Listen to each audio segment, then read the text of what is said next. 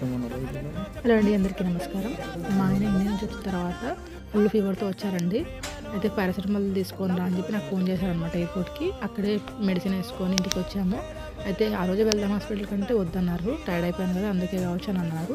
But next అయితే ఖచ్చితంగా తీసుకెళ్ళాను, ఎందుకంటే నైట్ మొత్తం ఫుల్ ఫీవర్తో ఉండే, మెడిసిన్ వేసుకున్న తగ్గకుండా అనమాట అని చెప్పి ఖచ్చితంగా వెళ్దామని చెప్పి తీసుకొని వచ్చాను హాస్పిటల్కి. అయితే వీళ్ళు ఫీవర్ వస్తుందని వస్తే ఎన్ని బాటిల్స్ బ్లడ్ తీసుకున్నారు, అన్ని టెస్టులు చేస్తారనమాట ఇక్కడ. అందులో మనం ఫ్లై అయ్యి వచ్చాం కదా, వేరే కంట్రీ నుంచి వచ్చారని చెప్పి మలేరియా, డెంగ్యూ అన్ని టెస్టులు చేశారు.